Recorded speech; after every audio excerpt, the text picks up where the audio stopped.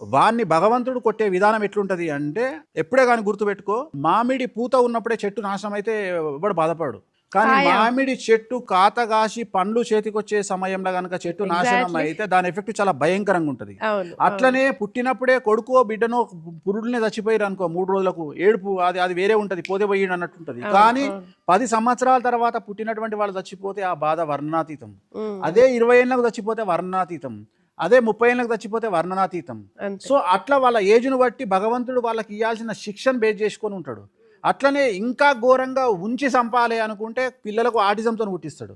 ఆటిజంతోని పుట్టిన తల్లిదండ్రులు ప్రతిరోజు నరకమాన్ని అవును. అనుభవిస్తారు. అవును. సో అవును. ఇట్లనే భగవంతుడు కొట్టే దెబ్బ కోసం వెయిట్ చేయి. నువ్వు తొందరపడి గంట సేపట దావాలి, 20 నిమిషాలు దావాలి, చాలా కోరిక ఉంటుంది శత్రువుల మీద జనాలకు. రెండోది చెప్తున్నా, వేరే ఏ శత్రువులకు ఏం కాదు. ఓన్లీ ఎవడైతే పొట్ట మీద కొడతాడో, ఎవడైతే మానసికంగా కొడతాడో వాడే అనుభవిస్తాడు, ఈ అనుభవించడు. వాన్ని భగవంతుడు కొట్టే విధానం ఎట్లుంటది అంటే, ఎప్పుడే కానీ గుర్తుపెట్టుకో, మామిడి పూత